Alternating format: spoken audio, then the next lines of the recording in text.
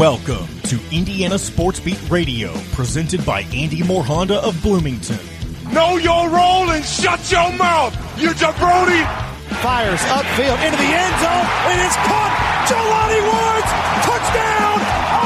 INDY! A 43-point night for Tyrese Halliburton. How do you like that, partner? Renew now, drives in low, throws up a shot. It doesn't go. Tipped up and in by Anthony Leal. Indiana takes the lead. It's pretty simple. I win. Google me. Now, here's your host, Jim Coyle.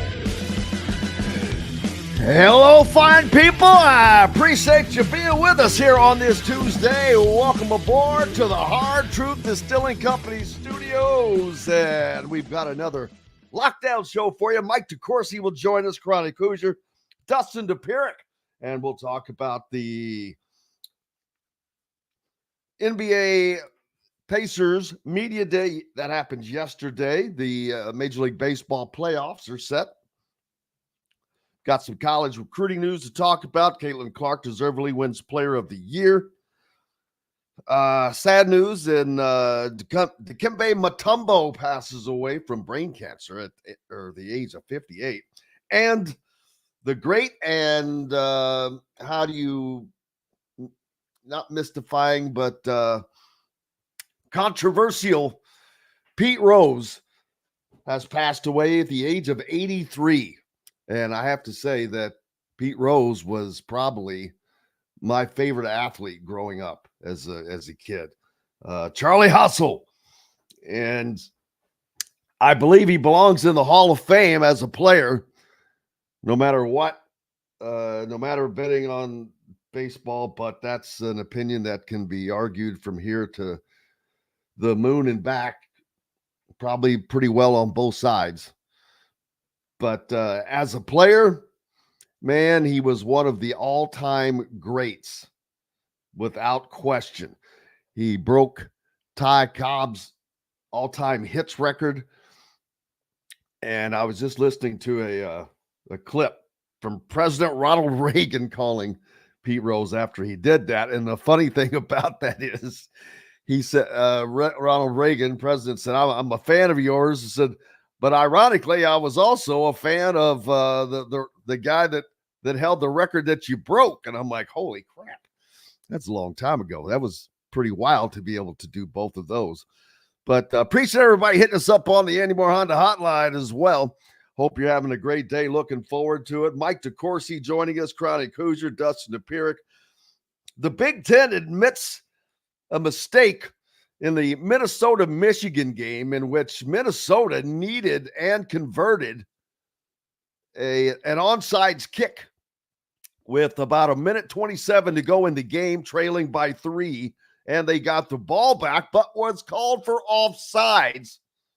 Not only has the Big Ten admitted their mistake, but they have made a change in how they will line the line judges up. So I'm sure that makes Minnesota feel much, much better, all warm and fuzzy, as they had an opportunity to knock off Michigan in the Big House. And what does Michigan get for that? A game that they should have, another game that they should have lost? They move up 2 spots in the poll to number 10. I'm like, you got to be kidding me.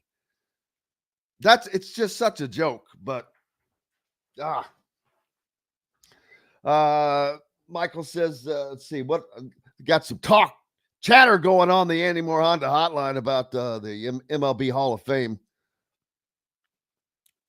that now that he has passed it, Pete Rose may go into the Hall of Fame. I don't know.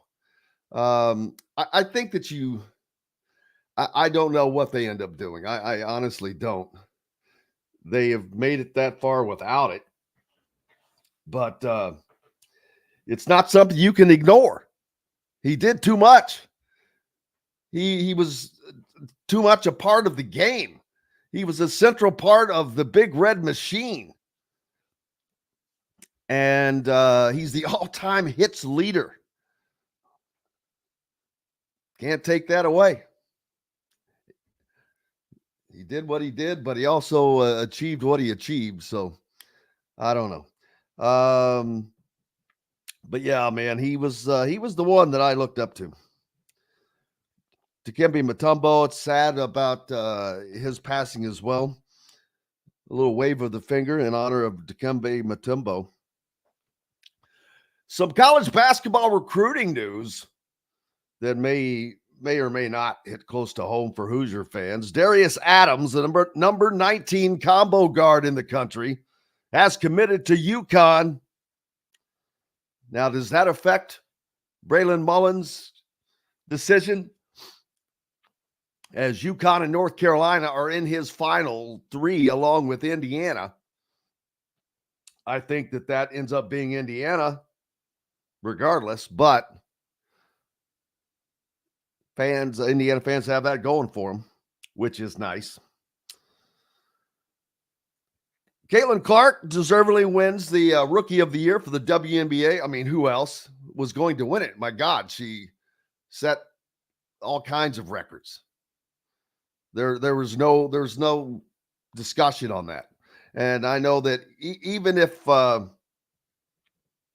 Angel Reese had not been shut down early, there's still not a discussion there. She's a great offensive rebounder and a great rebounder, but Caitlin Clark affects the game in too many different ways. Angel Reese's team, their coach got fired. So Indiana's team got better as the season went along. There's a reason for that. Caitlin Clark got better as the season went along quickly.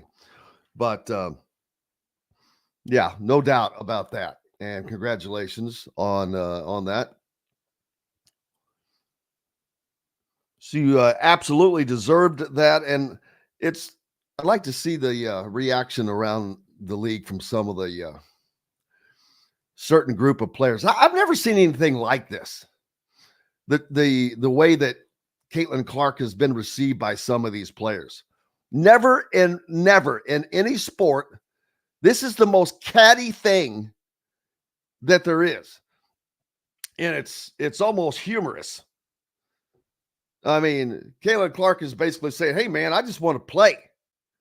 And she's good. I don't know that they don't want to acknowledge it. I don't want to get into the sexuality and all that stuff, but does that play a part in it? Her race and the sexuality issue? She's straight?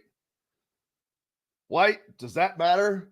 I don't know, but it's just weird how she has been received by these players. Most players in most leagues have great respect when someone is able to accomplish certain things. Not the WNBA, buddy. They're different. They are definitely different.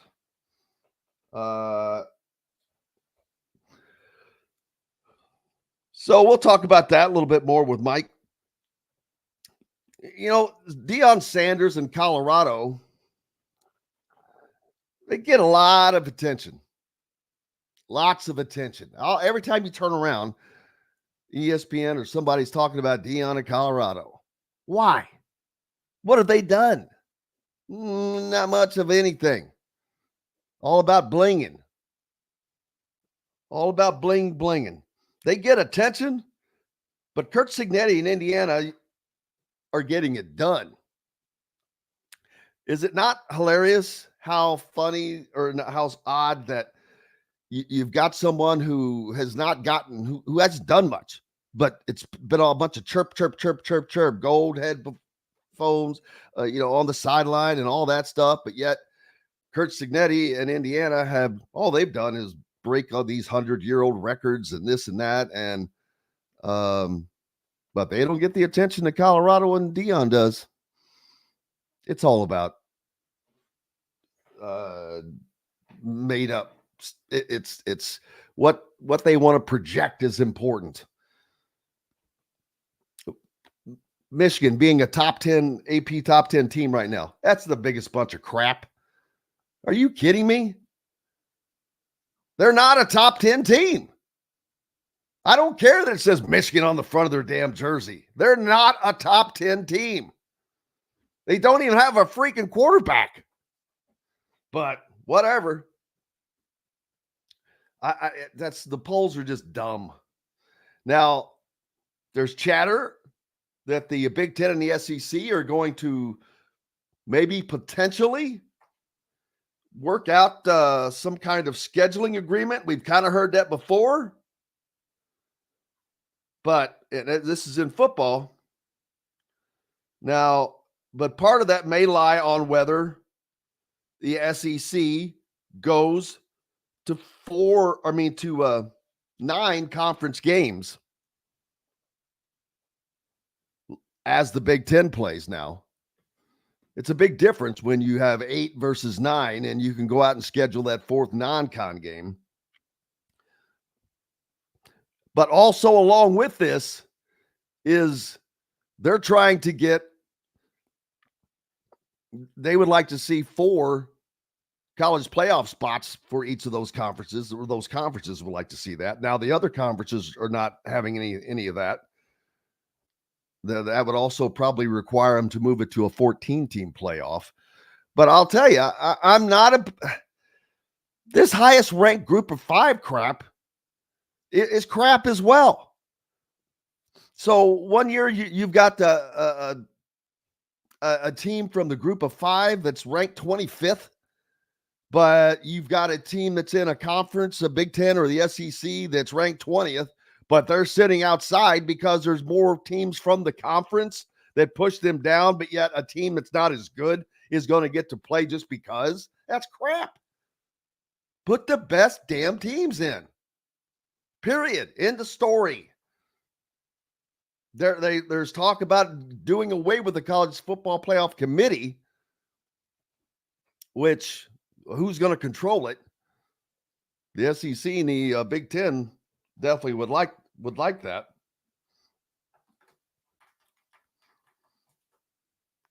We'll see how that goes, but it's the battle there.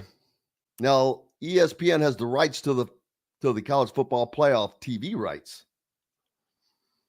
And they want the names. They would rather see Michigan over, say, in Indiana. Because of ratings. Just because of ratings. It does not make sense. I want the best teams. I don't want the best names. I don't want the best brands. I want the best teams to play. Philip thinks that Penn State should be a top 5 or 6. I'll be honest with you. I'm starting to come around on Penn State. They didn't impress me early on, but they're probably one of the tougher teams. I've got them as the number 2 team in the conference, in the Big Ten, without question now. That had been a question mark because no one had stepped up in the Big Ten. Oregon is not, they haven't proven anything yet to me.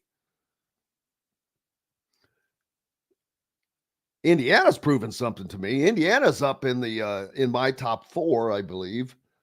Today we'll put out the new Big Ten Power Index for this week, and I have not gone through there yet, so I do not have those teams set in place. But the only thing that is a certainty, Ohio State remains at the top.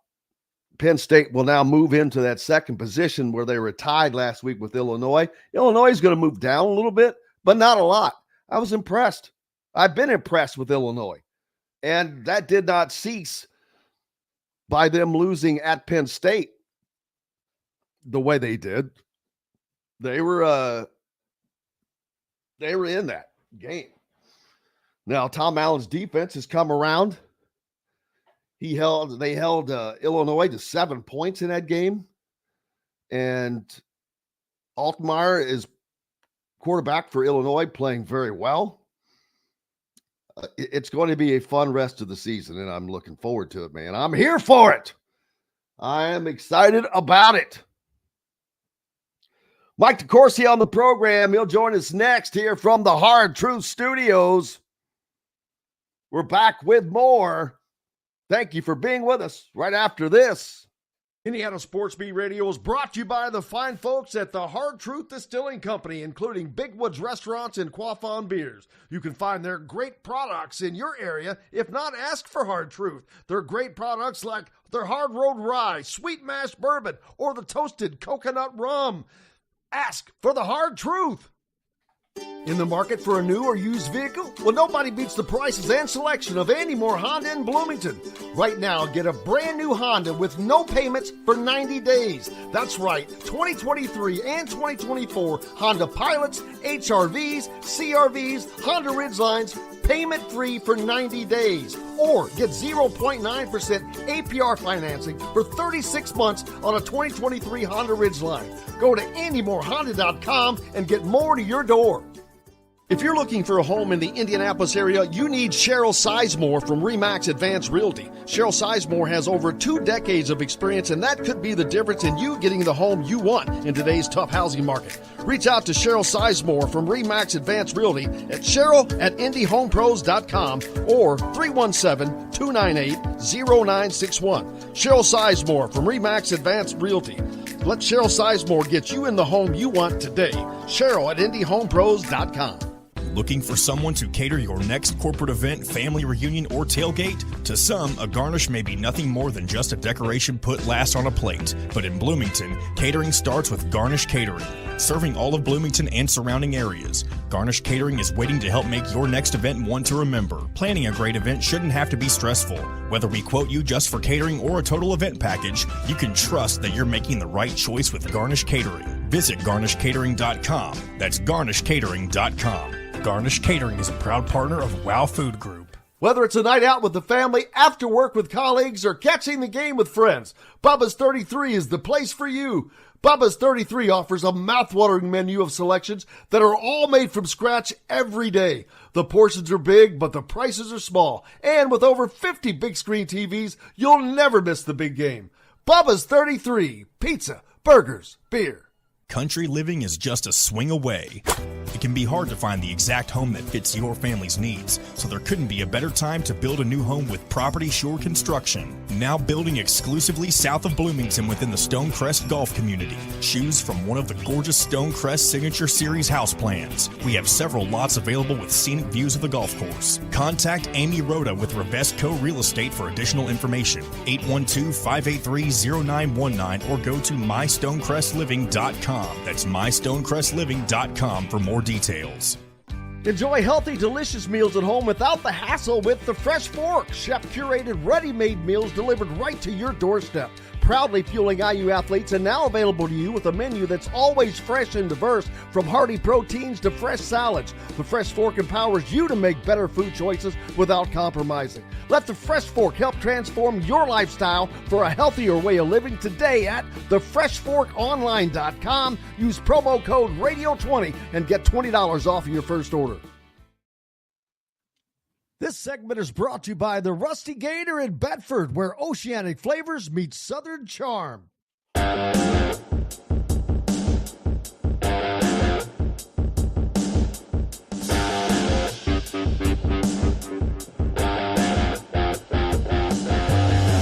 Indiana Sports Beat Radio is brought to you by... Welcome back to the Hard Truth Distilling Company studios on this Tuesday. Appreciate you being with us, and joined, as usual, by the great Mike DeCourcy from the Sporting News, whom you should follow and be a subscriber to. Michael, how are you doing, sir? I am doing great, Jim. How are you? Doing better. I'll do a lot better when I get you in there so I can see you. I didn't have you in the box. All right. Well, I might as well get to it. Big win by the Colts over the Steelers on Sunday. Not to rub it in, because I was just shocked or a little surprised. I don't know that happens if Anthony Richardson doesn't go down. Joe Flacco looked really good. I didn't see the beginning of the game, so I don't know how well they did with Anthony Richardson or when he went out. And they also lose Jonathan Taylor, which that is going to hurt the Colts. but that shows you that is what professional sports is about. You've got this 3-0 Pittsburgh team who's looking good, and the Colts, who had not exactly been lighting the world on fire, and are able to come out with a win. But that's pro sports, and that's how things go. But Pittsburgh will move on.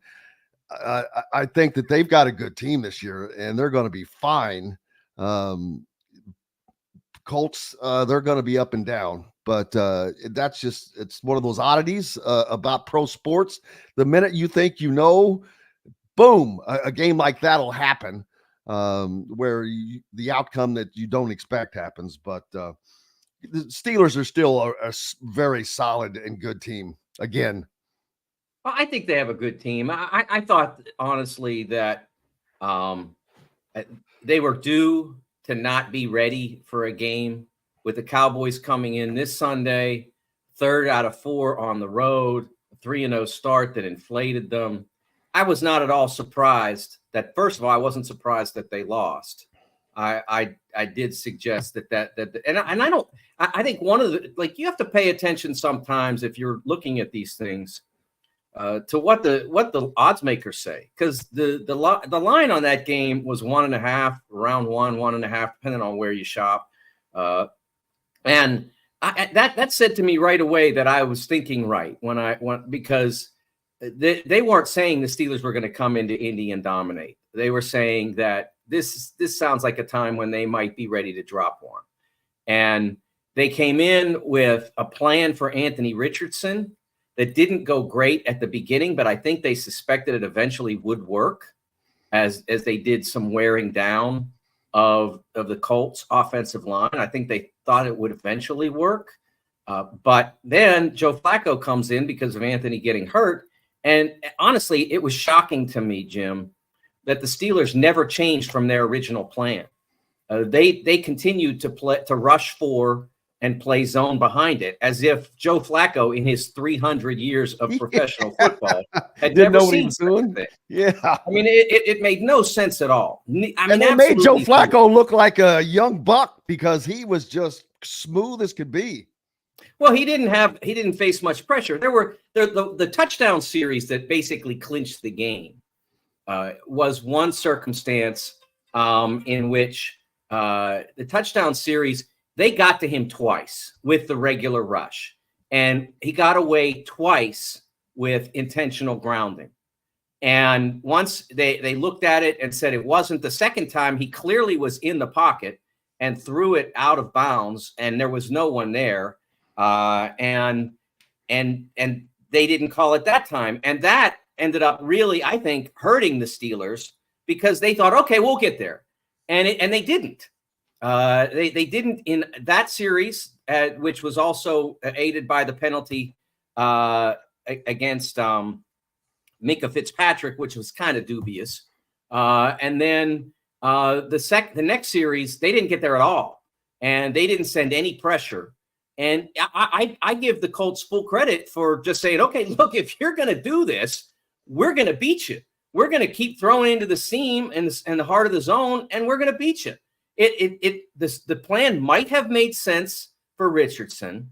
It did not make sense at all for Joe Flacco. And after the game, one of the interesting things, Jim, is that there are a lot of people in Pittsburgh who want to take shots at Mike Tomlin. And they haven't won a playoff game since 2016, blah, blah, blah. There are a lot of people that want to take shots at him. So after the game, he comes in and said, and in so many words said, we had a plan for Richardson and we probably didn't do a good enough job of adjusting it for Flacco. And so he basically put it on a platter. And you know what, Jim? Here in town, they're yelling at him for everything but that. Like, that was his biggest mistake. It was the staff's biggest mistake, but they're yelling at them for everything but what was not only the biggest error, but also the one he acknowledged. It's almost like if he acknowledges an error, which he almost never does, that's no fun to say, yeah, darn right you did.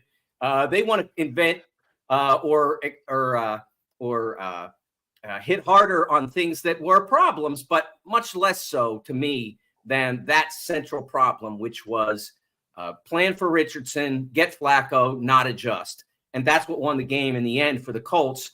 Look, they're mad here that they didn't get any pressure. And how can you not get any pressure if you got pressure again? The Colts have a great offensive line. Quentin Nelson's been one of the best linemen in the league, if not the best lineman in the league, certainly on the interior basis, maybe not when you factor in the tackles.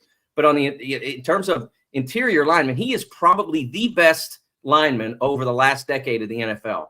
So it's no shock that you can't get home against him. But they didn't react to that. And I frankly thought that was the difference in the game. And I give the Colts a ton of credit for taking advantage of that. Yeah, and we'll see how that moves forward for both of them. Boy, some bad news. Dikembe Mutombo passed away from brain cancer at 58, far too young. I gave him the finger wag out of homage to him.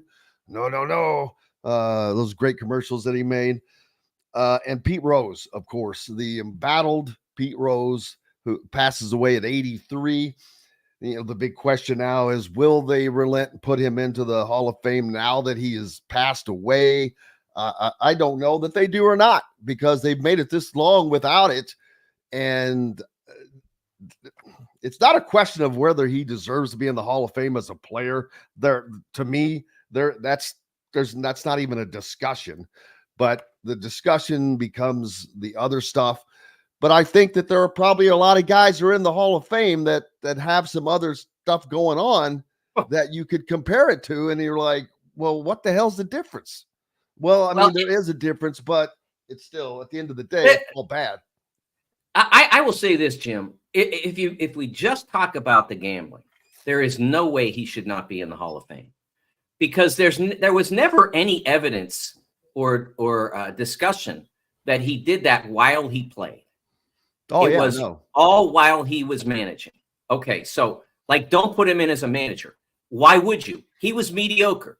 Maybe he eventually would have become great as a manager, but he derailed it with his dreadful off-the-field behavior relative to gambling. Okay, don't put him in as a manager. Baseball is a very vindictive sport, and it's selectively vindictive, Jim, because Kennesaw Mountain Landis was a pretty lousy person and wasn't really all that great at being a commissioner either.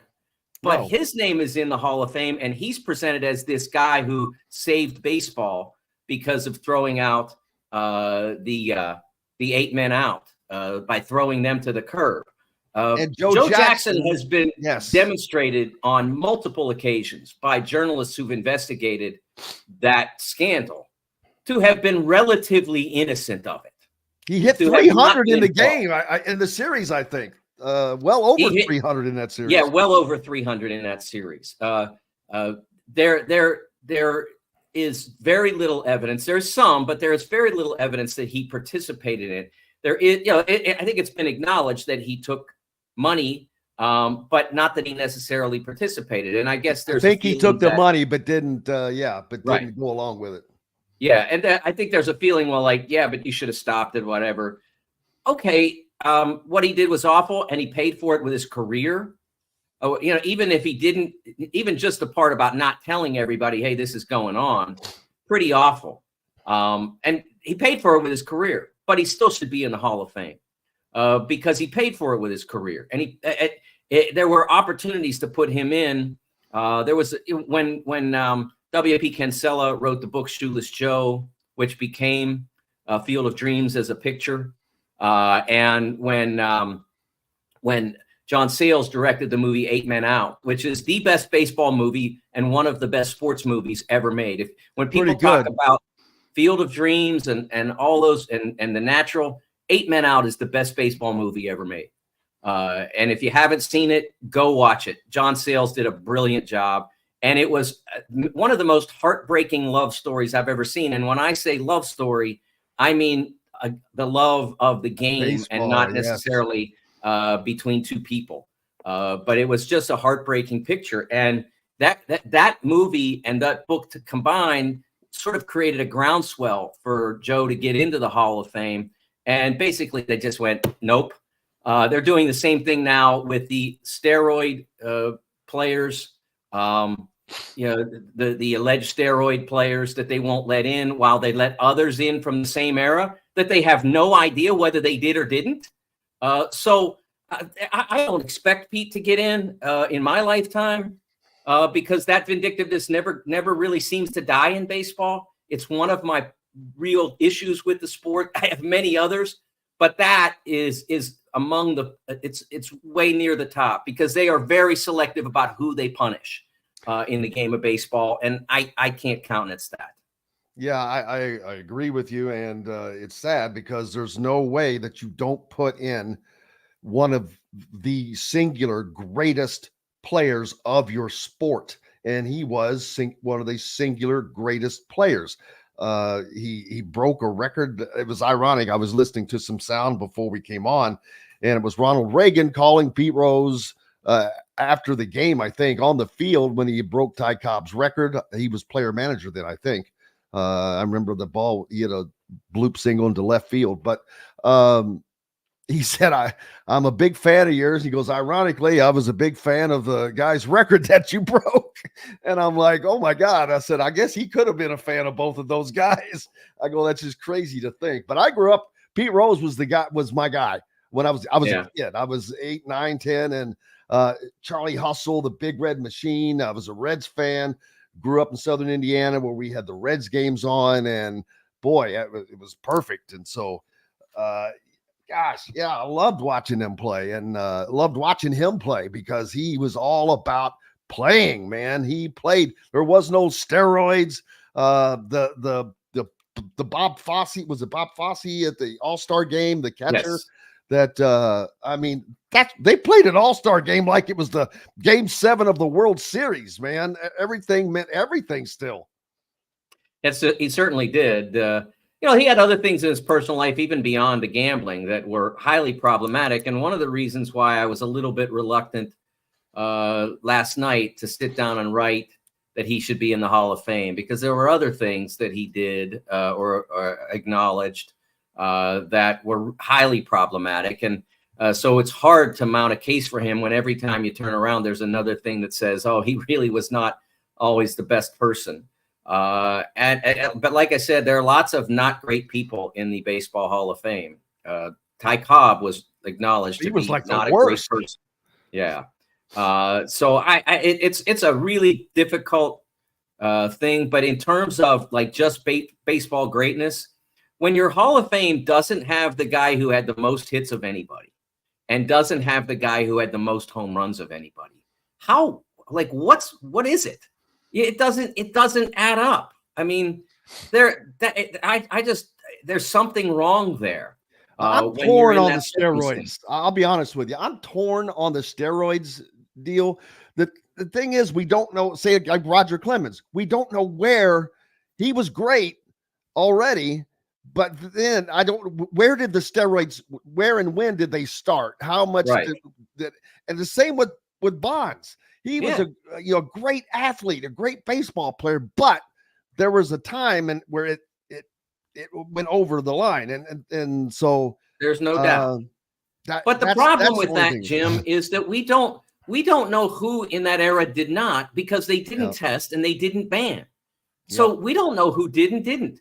I would bet, and this is a bet that will never be proved, but I would bet that there are players in the Hall of Fame now who did. Oh, I don't have much doubt, based on having read Ball 4 and some other writings over the years, that we have lots of baseball players in the Hall of Fame who use speed while they play. There was lots of discussion in Ball 4 about the use of greenies, as they called them then. So I have a hard time with the idea of selective punishment. Well, we know that even Bonds never really, although it was reported, and I'm not sure that we ever got necessarily a true declaration that he did. I think it's hard to argue that he didn't, but I'm not sure even, that we ever got a positive test or whatever in regards to that said he did.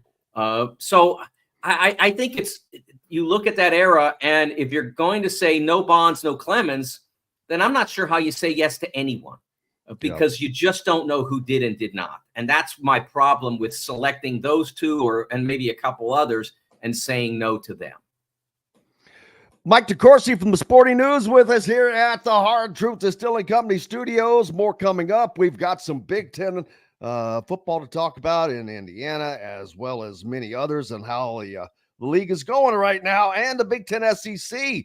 Are they going to try to dominate the college football playoff scene? Of course they are. We'll talk about that and more when we come back. This segment is brought to you by Freethink Apparel. If you're looking for a home in the Indianapolis area, you need Cheryl Sizemore from RE/MAX Advanced Realty. Cheryl Sizemore has over 2 decades of experience, and that could be the difference in you getting the home you want in today's tough housing market. Reach out to Cheryl Sizemore from RE/MAX Advanced Realty at cheryl@indyhomepros.com or 317-298-0961. Cheryl Sizemore from RE/MAX Advanced Realty. Let Cheryl Sizemore get you in the home you want today. Cheryl@indyhomepros.com. Whether it's a night out with the family, after work with colleagues, or catching the game with friends, Bubba's 33 is the place for you.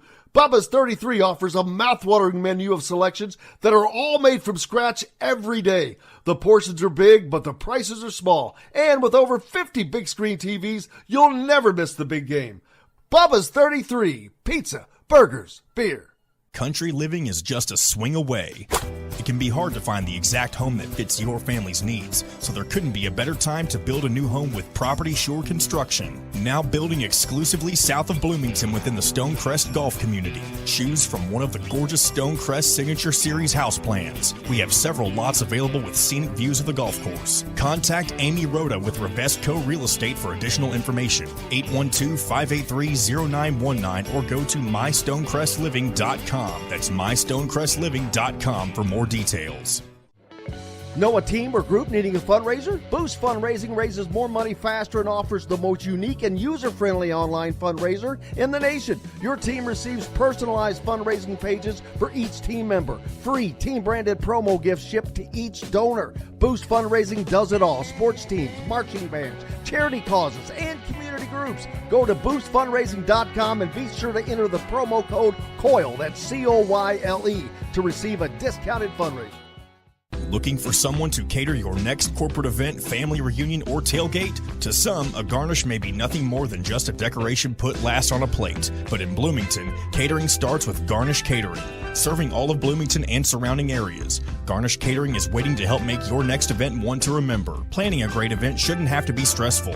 Whether we quote you just for catering or a total event package, you can trust that you're making the right choice with Garnish Catering. Visit garnishcatering.com. That's garnishcatering.com. Garnish Catering is a proud partner of WOW Food Group.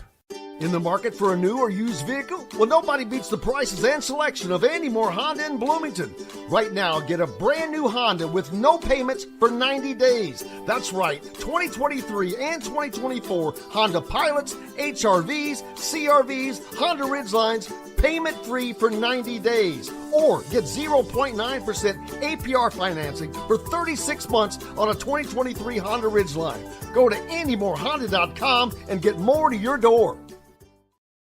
This segment is brought to you by Hoosier Hanks East.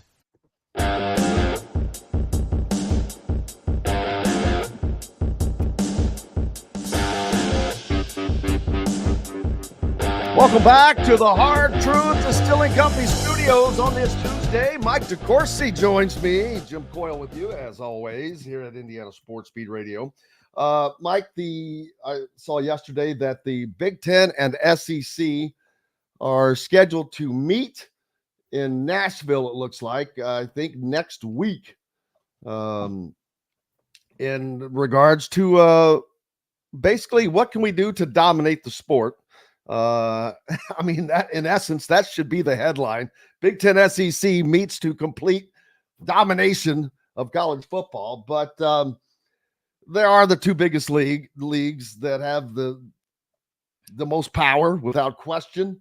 The biggest TV contracts, the biggest TV audiences, you could just go on down the line. That's why Michigan is ranked in the top 10 right now, in my opinion. They're not even close to being a top 10 team, and they they get a win over Minnesota this weekend after the Big Ten admits they made a mistake on the onside kick. And what does Michigan get? They move up 2 spots in the AP poll. And I'm like, what the hell? I'm like, y'all are being as obvious as you can be here. Michigan is just not that good. But that's going to have to be settled on the field. The teams will get the opportunity to prove it. Indiana will get the chance to prove that against Michigan. But first of all, the Big Ten and SEC, they want 4 teams apiece to get into the college football playoffs. And looking at the Big Ten this year, there are going to be 4 college football playoff worthy teams, in my opinion. I think that there are going to be a minimum of 4 11-1 or better teams. I believe that. Now that has to play out, of course, but Ohio State has a tough schedule. It's no joke. I mean, they've got to play. Well, Indiana plays them. Oregon plays them. Every team that I think you left Michigan off. Yeah, Michigan plays them. But every team that I think that has a shot of being 11-1 plays Ohio State. Save Penn State. I'm not sure that they play. They play. Absolutely. They do? It's coming November 2nd. Yeah. So no one can say Ohio State's not going to be deserved because they play the best of the teams that I think are the best in this Big Ten right now. Well, Jim, don't confuse things that matter with things that do. AP poll doesn't matter. Right. It does not matter. It's a show. It doesn't matter. But this idea of guaranteeing the postseason spots, I think, is a serious miscalculation. You don't need it. The Big Ten and SEC don't need it. If they go to 14 teams, which seems to be what they are likely to do, there will be 4 Big Ten teams. There will be 4 SEC teams. There may be more. Yeah. But one of the things that makes the NCAA tournament wonderful is it is a legitimate championship. You have to earn your way in. You don't get a gift. There are no gifts relative to NCAA tournament qualification. You have to earn your way in one of 2 ways. Win 4 games in 4 days or 3 games in 3 days or whatever your postseason tournament requires, or you have to put together a regular season that is so significant that it's deemed worthy of entry. In college football, the SEC and the Big Ten in this environment with the television contracts that they have, with the exposure that they have, with the money that's available relative to their athletic programs, because they are so popular and so widely supported by their own fan bases, that they have the wherewithal to spend. If the House decision comes down with this $22 million figure, they have the wherewithal to spend that money. Others are struggling to meet that figure, others in other leagues. And they can also spend in NIL because they have the popularity and the fan bases to support that. So they're going to have the best teams and the best players. So let it be earned. Automatic qualification for the champion. Heck yeah, that's what it's needed forever. Big Ten, 2016, Penn State plays Wisconsin, championship game. Nobody's going anywhere except the bowl games that don't count. But that should have been you win, you get into this playoff thing. Well, now it will be. Good. That's great. But not, if you finish 4th, you're in. Come on. That's not good for the game. That's not good. That doesn't, it siphons legitimacy from the championship playoff. Having 4 Big Ten teams does not. Guaranteeing 4 SEC teams does. That's a mistake, and I hope that they walk away from that because they don't need it. They will have 4 in nearly every year, if not more.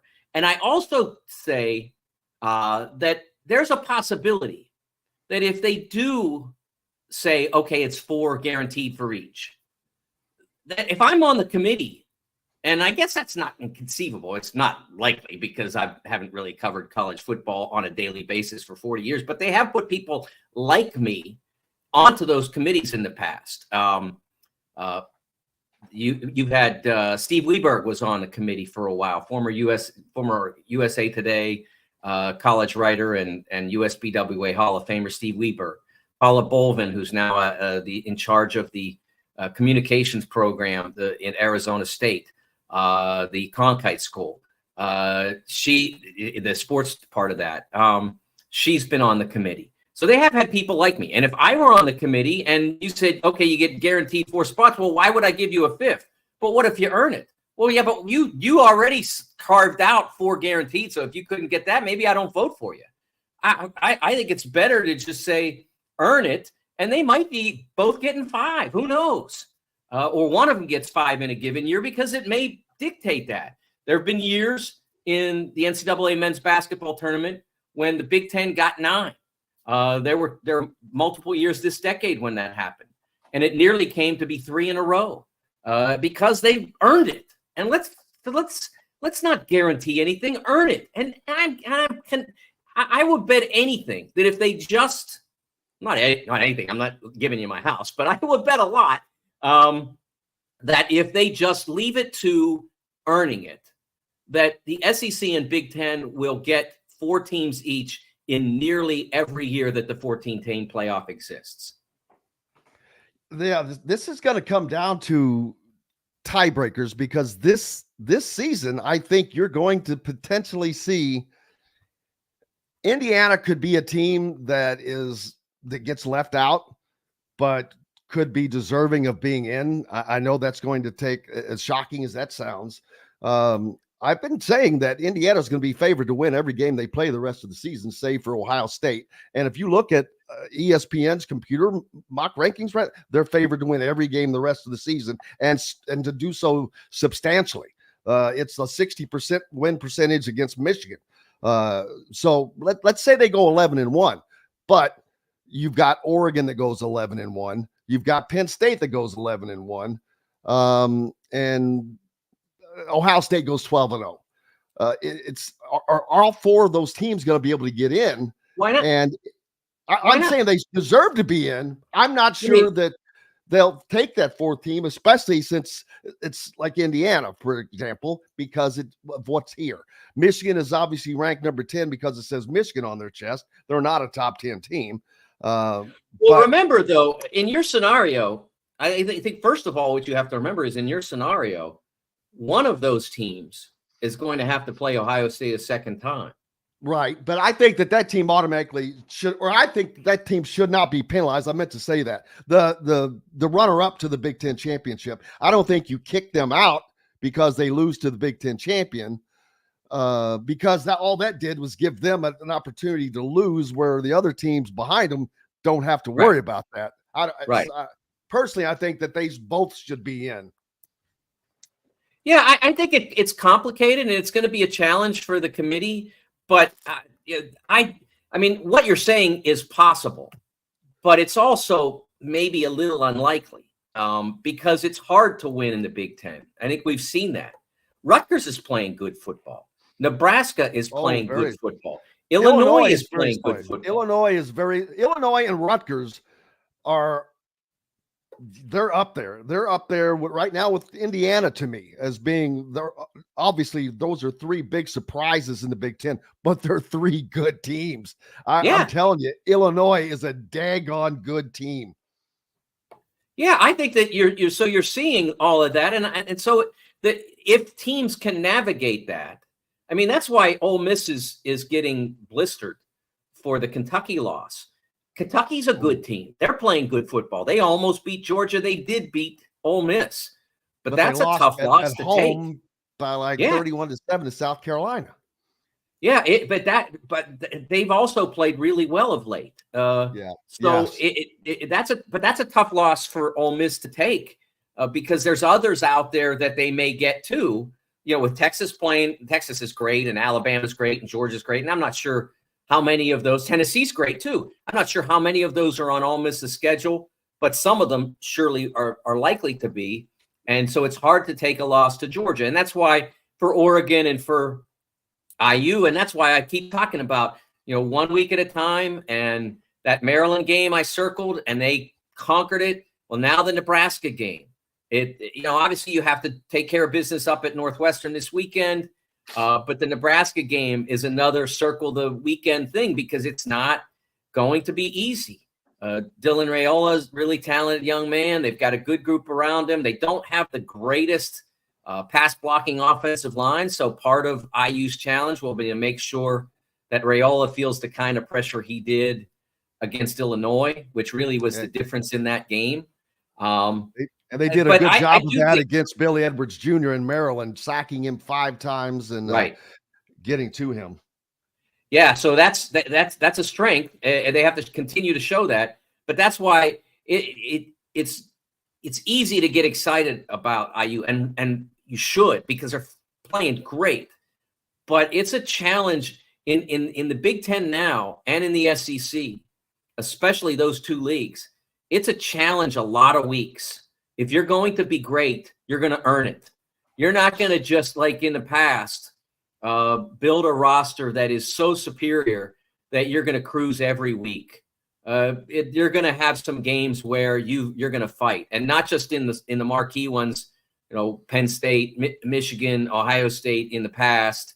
You're going to have challenging games all over the league, and so I think that it's your scenario. While plausible, I still think it's unlikely because I think the rest of the league is too good for Oregon, Indiana, and Penn State all to go through with only losses to Ohio State. And I understand that. The only reason I even say that is looking at their schedule. I'm like, they have a definitive path to that. Yes. There's absolutely, I think I can see that happening is how I guess I should really say it. I can see that happening very easily because of their schedule. That's because of Indiana's schedule. I mean, Indiana, I've said this 1,000 times, could not have paid to have a schedule laid out any better. And I mean, in every regard, the talent of their opposition just seems to kind of slowly go in an upward trajectory. They get the bye right between after their 6th game. Not in week 1, but after their 6th game, when you probably do have some injuries and some nicks to clean up, then they'll take on Nebraska and play for a month. And then they get another bye in between Michigan and Ohio State. So I don't think you could have purchased a better schedule than what Indiana how they have it set up. Oregon is kind of the same way. Is like that. But yeah, you never know, some upsets. Because the way I look at it, Jim, is they kind of did purchase it. And you know what? They purchased it with the sweat and the pain of having to play Michigan, Penn State, and Ohio State every year since 2015. That's the way I look at it. They were due for a schedule that was advantageous. And the advantageous part comes in Maryland's at home, Nebraska's at home, Michigan, I believe, is at home as well. Am I correct about that? Yes, sir. Yes, sir. There you go. That's the reward for the 9 years of great challenge, a tremendous challenge, almost absurd challenge. Like, you're looking at Everest from the bottom. Was Indiana football for the last 9 years, and now, as I said at the beginning of this season when we began to talk about this, that the opportunity for everyone in the Big Ten, especially those teams who have resided in the Big Ten East, and that includes Ohio State and Michigan, the powers, and Penn State, I guess, to a slightly lesser extent. That includes them because they had to bang their heads against one another all the time as well. Now it's more, the challenges, as I said, are still there. It's a great football conference with lots of really good teams, but they're more homogenized now. It's not one side gets this punishment every year and the other side gets look, it wasn't easy, but it's not what the East faced. The West had a much better deal. And I wrote about that a couple of weeks ago when I talked about Wisconsin and their early struggles, that it's a different job than Luke Fickell took. He took the job with the Big Ten West intact.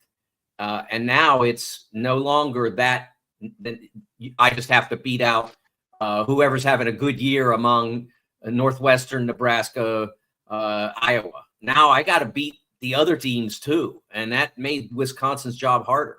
But it also made it, more to the point of what we're discussing, it made IU's job less daunting. And I'm happy for the Hoosiers that they get that opportunity in a year where their team quite clearly is up to the challenges that still remain. It looks fun. Are you heading to Chicago for Big Ten Basketball Media Days? I will be there tomorrow. Absolutely. I'm excited about that. Excited to get back in Hoops World. I used to reside in Hoops World 365 days a year minus vacation, Jim. Now it's a little bit less than that, but starting tomorrow, I get to jump right into the deep end, and I'm excited about that. Appreciate you, sir. Mike DeCourcy from the Sporting News joining us here on Indiana Sports Beat as he does each and every week. Thank you, sir. We've got lots more coming up from the Hard Truth Distilling Company studios. Back with it right after this. Segment is brought to you by the Ugly Grouper. In the market for a new or used vehicle? Well, nobody beats the prices and selection of Andy Moore Honda in Bloomington. Right now, get a brand new Honda with no payments for 90 days. That's right, 2023 and 2024 Honda Pilots, HRVs, CRVs, Honda Ridgelines, payment-free for 90 days. Or get 0.9% APR financing for 36 months on a 2023 Honda Ridgeline. Go to AndyMooreHonda.com and get more to your door. Looking for someone to cater your next corporate event, family reunion, or tailgate? To some, a garnish may be nothing more than just a decoration put last on a plate. But in Bloomington, catering starts with Garnish Catering. Serving all of Bloomington and surrounding areas, Garnish Catering is waiting to help make your next event one to remember. Planning a great event shouldn't have to be stressful. Whether we quote you just for catering or a total event package, you can trust that you're making the right choice with Garnish Catering. Visit garnishcatering.com. That's garnishcatering.com. Garnish Catering is a proud partner of WOW Food Group. If you're looking for a home in the Indianapolis area, you need Cheryl Sizemore from RE/MAX Advanced Realty. Cheryl Sizemore has over 2 decades of experience, and that could be the difference in you getting the home you want in today's tough housing market. Reach out to Cheryl Sizemore from RE/MAX Advanced Realty at cheryl@indyhomepros.com or 317-298-0961. Cheryl Sizemore from RE/MAX Advanced Realty. Let Cheryl Sizemore get you in the home you want today. Cheryl@indyhomepros.com. Whether it's a night out with the family, after work with colleagues, or catching the game with friends, Bubba's 33 is the place for you.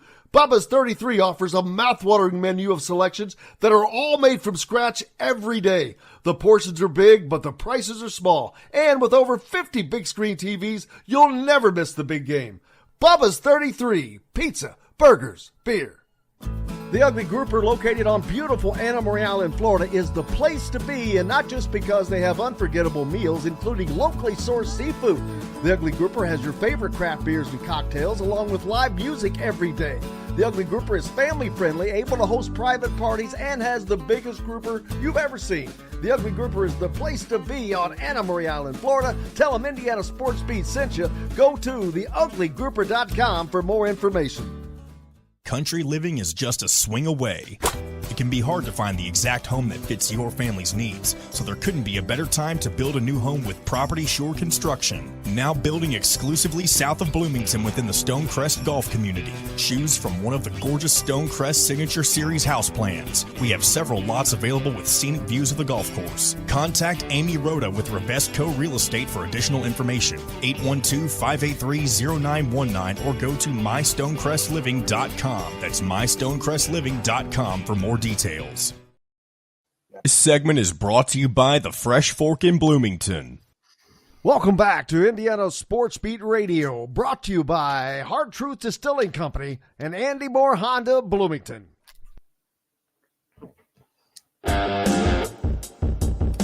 Appreciate you, everybody, joining us here on this Tuesday. Welcome back. Joined now by Chronic Hoosier.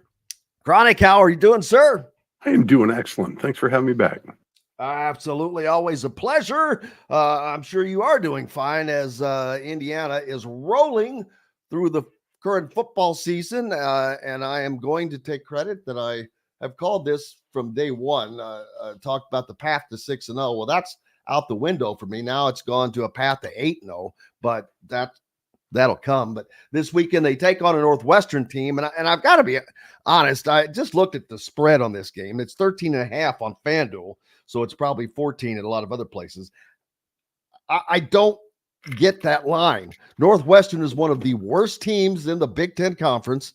Indiana is averaging well over 40 points a game, 500 yards of offense. I don't see, and they put 42 on Maryland with 4 turnovers. So I'm like, all right, how is this not a 60-point game that Indiana scores this week? Because the only way Indiana doesn't score is if they screw up themselves, is basically as what it has been like. And I don't see Northwestern as having a defense that could change that. Yeah, I'm not quite sure Vegas has figured Indiana out yet. But at the same token, I'm totally content with the way things are playing out right now, because Sig's Hoosiers are absolutely just crushing the spread right now, and have been all season. I think this is a staff and this is a program that takes that personally. They take the challenges seriously, and they just don't let up. And I'm still trying to get over, Saturday's performance. Trying to think back, whenever have you seen any team, but especially an Indiana football team, that can withstand 4 turnovers and never daunted, never once daunted by it. Quite the opposite. It seems like with each passing turnover, the defense just became more committed to getting the ball back in the offense's hands, and promptly did that, as they have all season long. It's just been unbelievable. Literally, it's as a lifelong Indiana fan, it's difficult to comprehend how good the football is that the Hoosiers are playing right now. I don't know that you're ever going to get over that pit in your stomach waiting for the other shoe to drop when something happens. And, we've just spent an entire lifetime getting conditioned with watching momentum get swept away with one play. So to see the resiliency of this team, the grit, just competing for 60 minutes, there's no let up. And I think that's one of the things that has gone overlooked in the national punditry, and perhaps on the Vegas side as well. But, this team doesn't take their foot off the gas at any point. We saw it against UCLA. We've seen it against some of the non-conference opponents, obviously, when you're putting up program records. This team just gets after it from whistle to whistle. From start to finish, they are unrelenting. And the weather certainly was a pretty big factor in the game last week. And it was almost like they had schemed for it all week. They were prepared for it. They stayed locked in, and they got the job done. So I would not be putting any money on the Northwestern side of this weekend's line. But it's yet another test. Indiana's played some road games, never before in a stadium this small. Probably going back over a century, I would imagine, to get a similar environment to what they're going to play in this weekend, albeit picturesque and lakeside. So I fully expect there to be, if not a majority, a very, very solid IU contingent in what little stands are available. I know it's one of the hottest tickets in the nation this year, mainly because of the scarcity of it.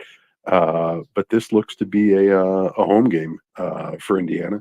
And, if they can be bowl eligible after just 6 games, you're going to have to pinch me, man. I still can't wrap my mind around it, even though you and I both said this was very much in the cards at the start of the season. I know a lot of folks were dismissive, but here we are. Absolutely. And not only that, as I've just finished up talking to Mike DeCourcy about it, and I started talking about this a while back, as crazy as it is, but that's what makes it fun. And I keep telling Indiana fans, you know what? Stop living in the wait and see mode. Stop. Enjoy what is going on right now. Why?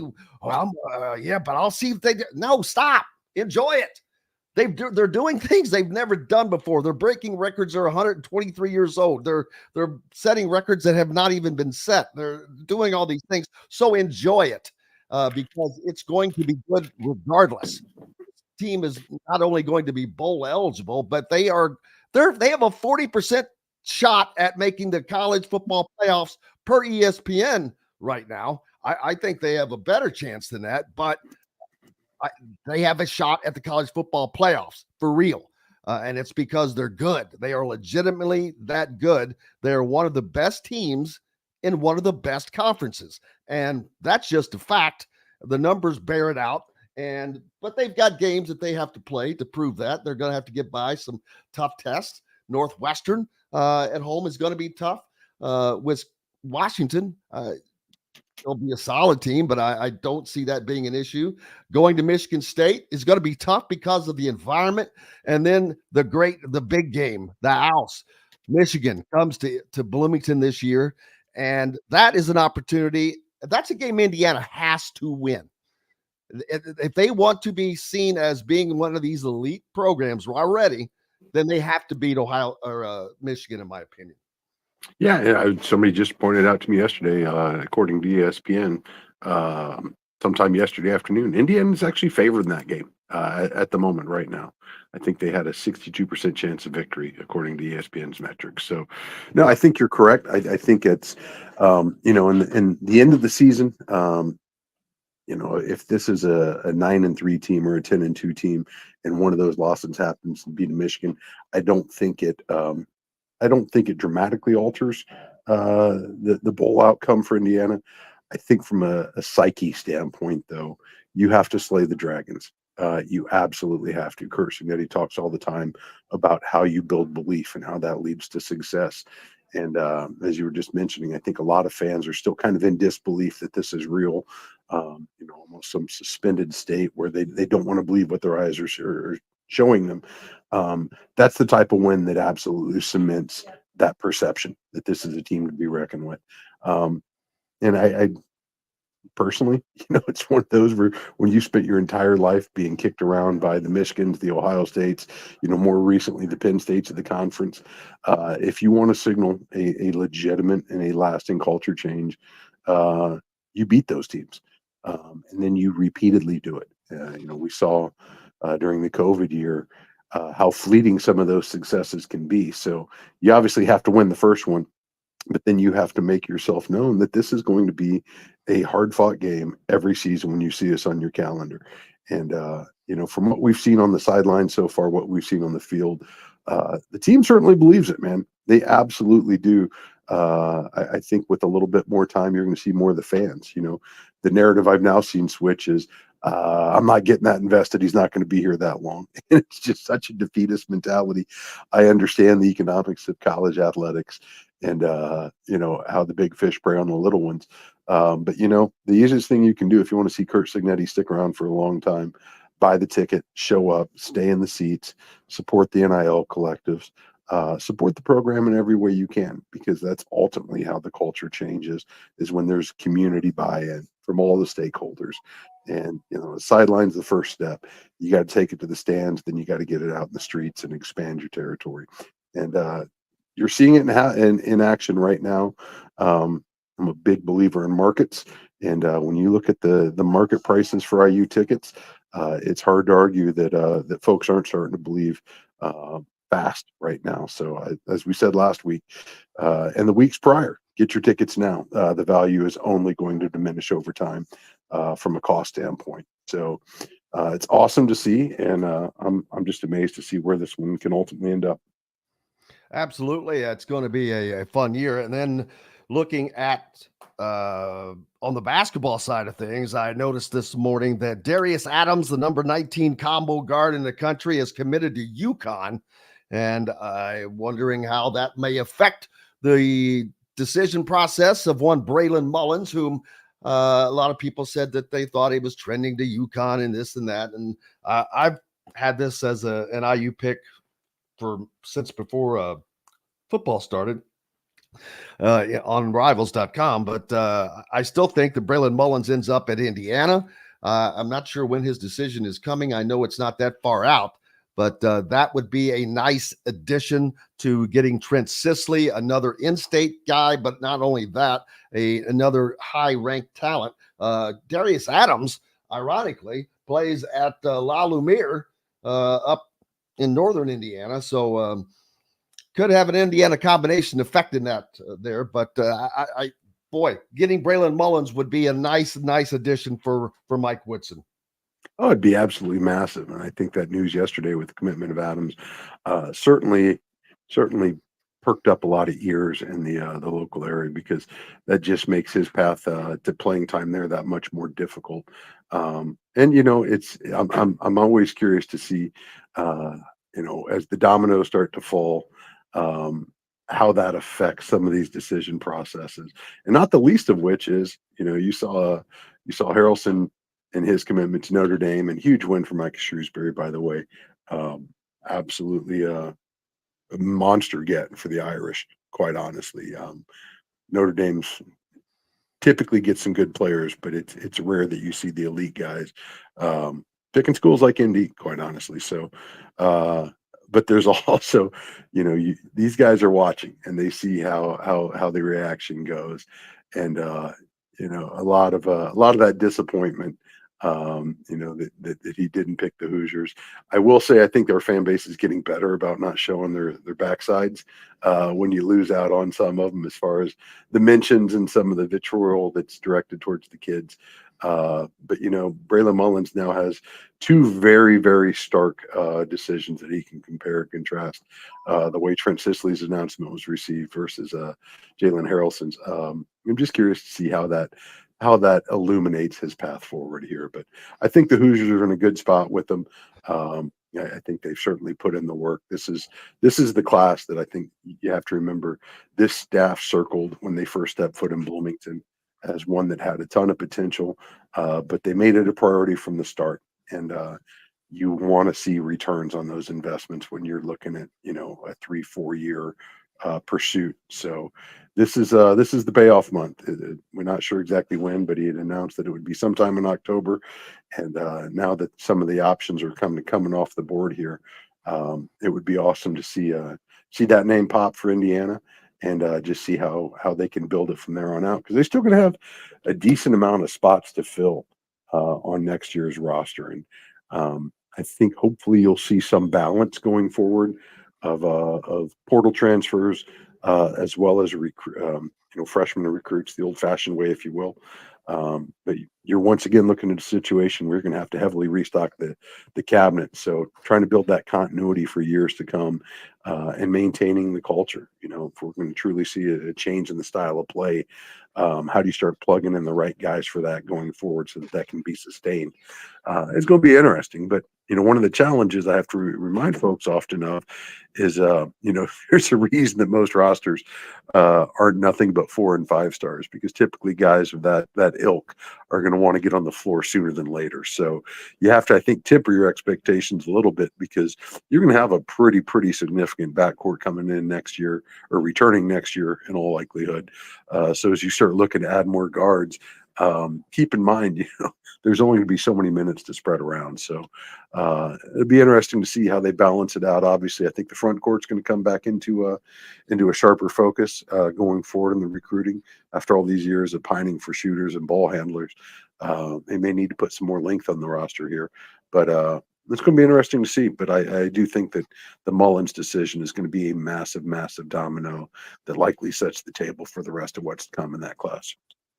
And we'll be at Big Ten Basketball Media Days Thursday from Chicago, where we will have Mike Whitson on the program, as well as Trey Galloway and Miles Rice, as they will be the representatives for Indiana up there. But it's the first time that all 18 schools will be together, and they'll all be in one day. So that is going to be an absolute busy day. And it starts, we'll start from broadcasting from there, of course. But I'm thinking about the dynamic of Indiana this year going into the season with the spark from the football program.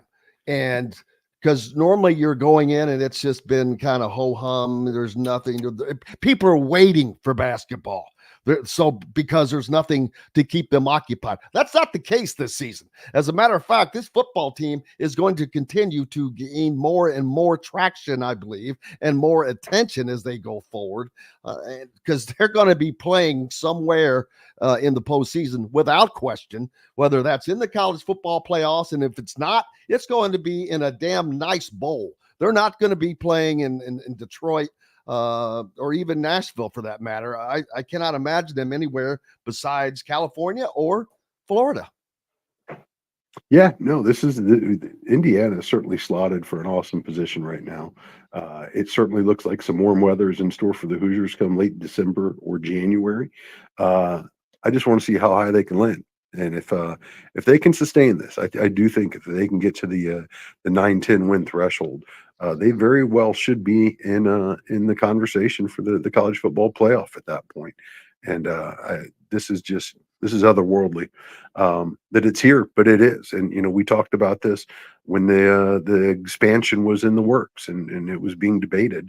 But understanding how that addition it can benefit teams like Indiana and kind of break the hierarchy of the college football world that's existed, quite honestly, for a long, long time. It can change your stars. It can absolutely change your stars. And the scary thing is for a lot of those blue blood football programs is teams like Indiana, because when they come in and they don't fear you anymore, and they've been able to build a roster through the portal that allows them to compete with the best in the country, and they're disciplined. Anything can happen. Any given Sunday, anything can happen on the field. And this is a team that believes they can beat anybody in the country. So I would not want to see the Hoosiers in my bracket if in fact they do find themselves in the college football playoff, because this is a team that's literally playing with nothing but house money at this point. They have absolutely nothing to lose, and that makes them extraordinarily dangerous. And an unbelievable amount of confidence, belief in what they're doing. So we'll certainly keep an eye on that going forward. Chronic, thank you very much as always. Oh, thanks for having me, man. Appreciate it. Catch you next week. Absolutely. We've got more coming up here from the Hard Truth Distilling Company studios. Dustin Dopirak yesterday was at Pacers Media Day. Everybody has Media Day going on right now. The season's about to start. We're there, and we're back with more from the Hard Truth Distilling Company studios right after this. This segment is brought to you by Bubba's 33 in Clarksville. Indiana Sports Beat Radio is brought to you by the fine folks at the Hard Truth Distilling Company, including Big Woods Restaurants and Quaffon Beers. You can find their great products in your area. If not, ask for Hard Truth. Their great products like their Hard Road Rye, Sweet Mash Bourbon, or the Toasted Coconut Rum. Ask for the Hard Truth. Enjoy healthy, delicious meals at home without the hassle with the Fresh Fork. Chef-curated, ready-made meals delivered right to your doorstep. Proudly fueling IU athletes and now available to you with a menu that's always fresh and diverse, from hearty proteins to fresh salads. The Fresh Fork empowers you to make better food choices without compromising. Let the Fresh Fork help transform your lifestyle for a healthier way of living today at thefreshforkonline.com. Use promo code RADIO20 and get $20 off your first order. Country living is just a swing away. It can be hard to find the exact home that fits your family's needs, so there couldn't be a better time to build a new home with Property Shore Construction. Now building exclusively south of Bloomington within the Stonecrest Golf community. Choose from one of the gorgeous Stonecrest Signature Series house plans. We have several lots available with scenic views of the golf course. Contact Amy Rhoda with Revesco Real Estate for additional information. 812-583-0919 or go to mystonecrestliving.com. That's mystonecrestliving.com for more details.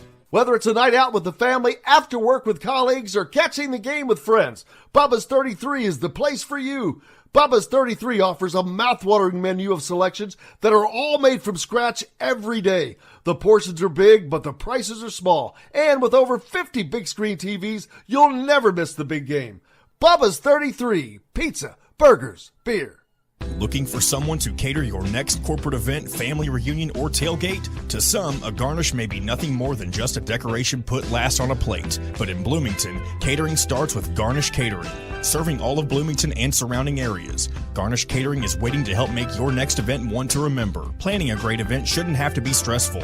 Whether we quote you just for catering or a total event package, you can trust that you're making the right choice with Garnish Catering. Visit garnishcatering.com. That's garnishcatering.com. Garnish Catering is a proud partner of WOW Food Group. If you're looking for a home in the Indianapolis area, you need Cheryl Sizemore from RE/MAX Advanced Realty. Cheryl Sizemore has over 2 decades of experience, and that could be the difference in you getting the home you want in today's tough housing market. Reach out to Cheryl Sizemore from RE/MAX Advanced Realty at cheryl@indyhomepros.com or 317-298-0961.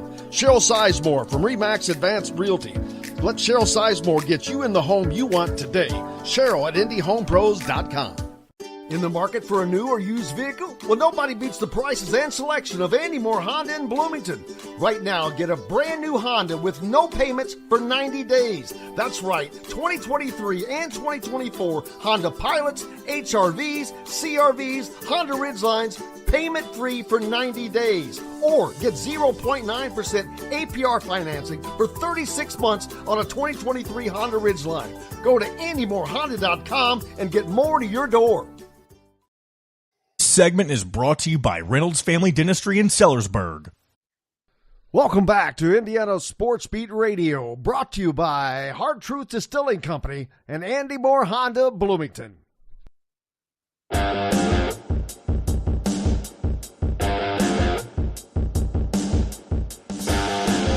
Welcome back to the Hard Truth Distilling Company studios here on this Tuesday. Brought to you by our good friends as well at Reynolds Family Dentistry down in Sellersburg. Keep that championship smile. Go see Dr. J. Joined now by our good friend Dustin Dopirak, the Indy Star beat writer for the Pacers. Dustin, how are you, brother? Doing well, Jim. How about yourself, man? I'm doing fine. Are you okay? Yeah. Why should you had to? Well, you had to return to work yesterday. I did. I did. I am about it. Yes. I'm kidding. Good I'm point. kidding. It never really ends. I already missed the lazy time. Already missed it. I'm kidding, folks. It never really ends. Trust me. It does in the NBA though. We actually do have a break. It's kind of nice. In college, lucky sucker, you. Yeah, that does not happen. I mean, it gets dialed up a different notch when you get going, because you get 82 games you got to go cover, and that's traveling everywhere. But yeah, no, college is way more like it truly never ends, because a 16-year-old kid can make a decision at any time of day. And there's nothing that makes a difference. At least free agency is more or less in a pocket. So, like a 16-year-old kid can make a commitment at any time. And my wife and I had several dates early in Bloomington ruined by some kid committing, including Tim Priller. Made me walk away from dinner at Nick's once. We just, Wow. So, yep. Yikes. One of our great Tim Priller stories. Yep. Mm-hmm. It was Thriller. Little 5 weekend. We had a table at Nick's, and I had to just give it up because Tim Priller committed. Well, at least it wasn't at Yonkos. Yeah, we didn't have Yonkos money then.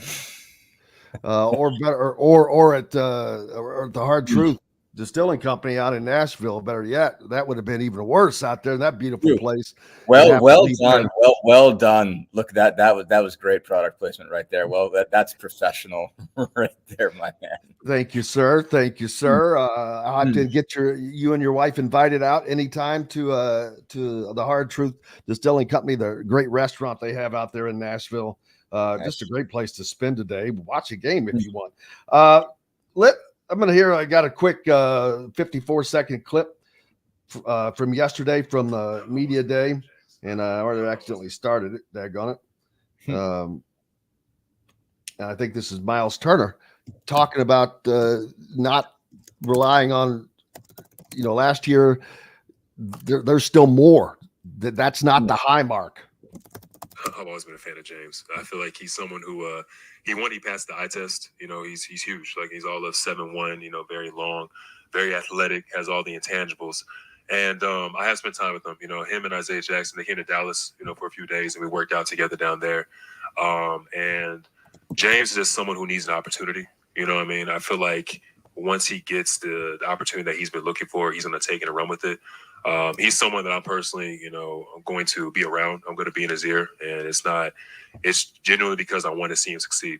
I feel like I've been in his shoes before in his position as far as his temperament as a person, not necessarily where he's in his career, but I understand him as a person in a sense. And I feel like that's going to help me understand him more on the court. So still going to learn him, still going to know him more. I've only known him for a couple months, but I really do feel like he's someone that can help us And once he puts it all together, now he's going to be dangerous. Obviously, that was James or Miles Turner, rather, but he was talking about the addition of James Wiseman to the front court for the Pacers as they, we've all wondered, okay, well, what can they do different than they did last year besides making big-time personnel changes, which we knew that there wasn't big-time personnel changes coming. Sure. Yeah, no, I mean, I'll hit on a couple of the points in there. I just thought it was interesting how they talked about Wiseman. I mean, Wiseman's obviously an interesting piece. And because, when you are talking about a guy who was a top 3 pick, and he hasn't had I wouldn't say he hasn't had a lot of opportunity, but, obviously we haven't seen him turn into the player that a lot of us thought he was going to be. But, even going back to Memphis, when obviously he was ruled ineligible very early in his career. And so he's always kind of been like a, sort of unknown commodity, but we know that there's, an impressive mound of clay there. I thought it was interesting that both he and Rick Carlisle said, like Miles said he passed the eye test. I think Rick said something similar, that this guy is big, that this is a large human being, and it's obvious. And it stands out to me when anybody in the NBA says that, because it's like, well, you're all big. Like you guys, I mean, Miles Turner is 6'11", 260 pounds.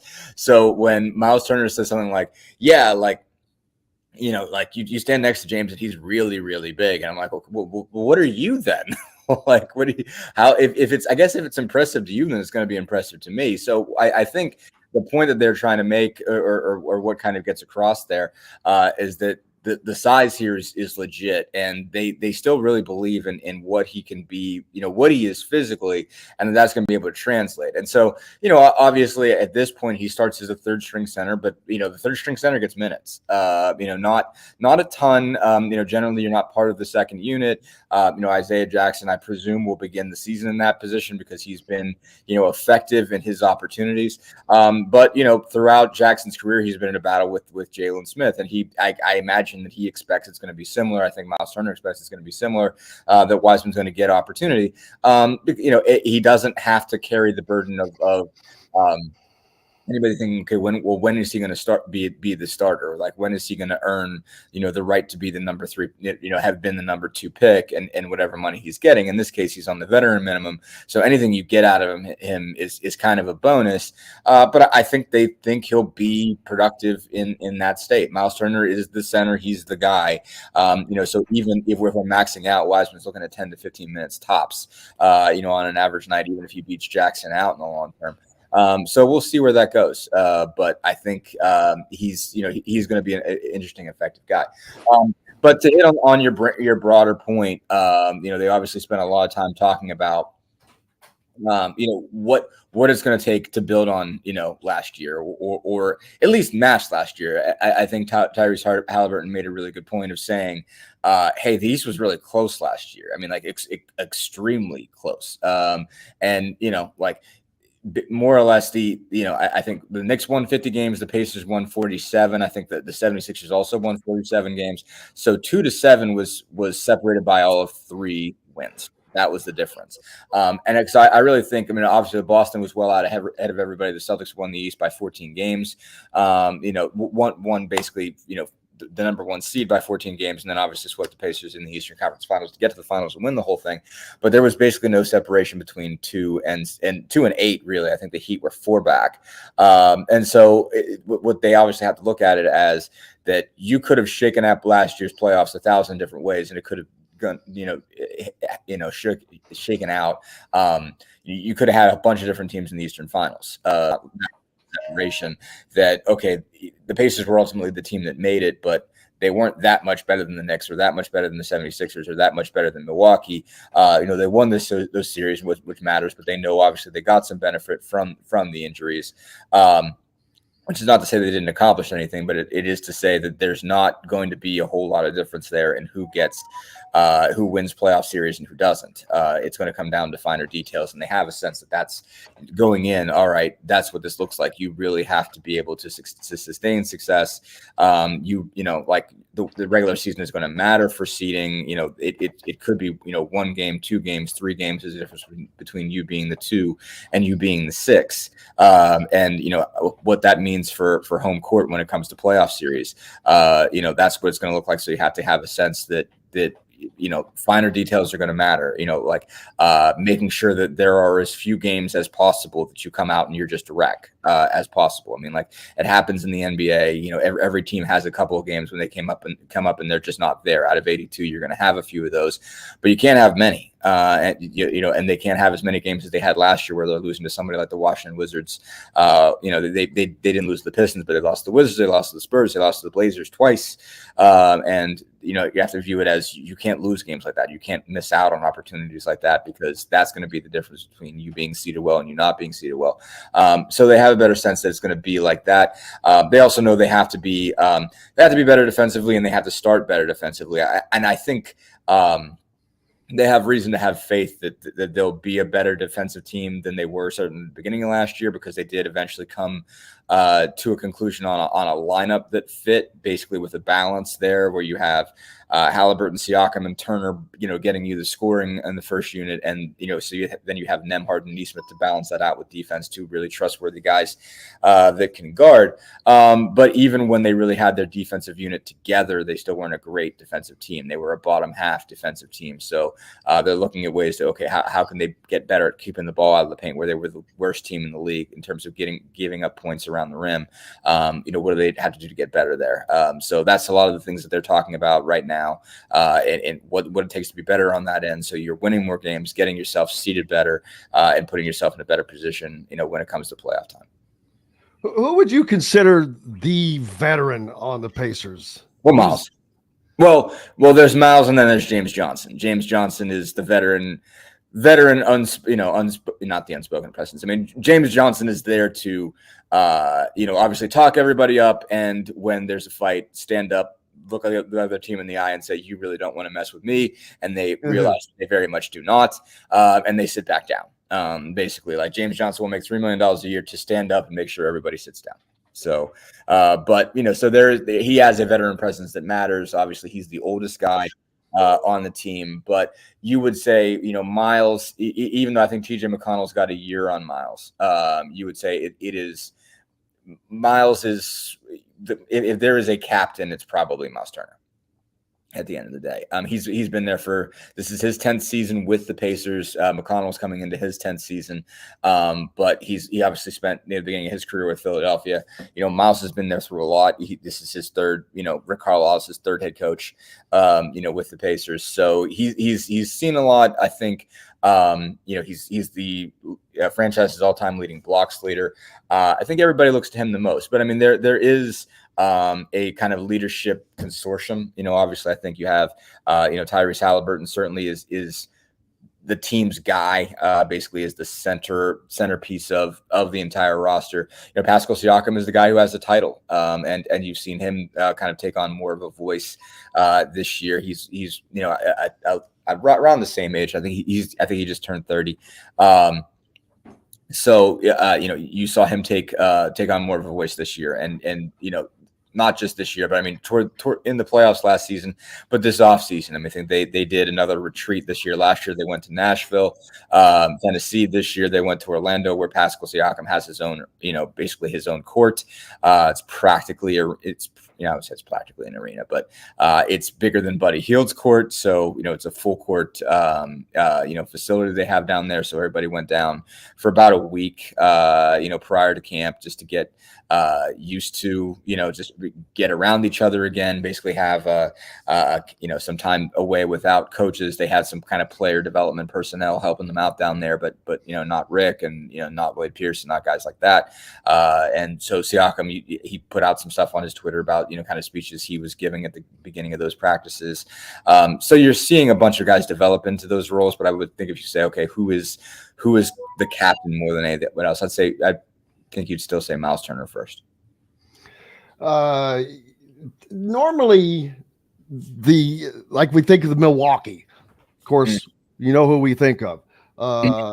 And it's usually the star, a team's star that is who is looked at, but the Pacers are built differently than most other teams that can challenge for that upper level.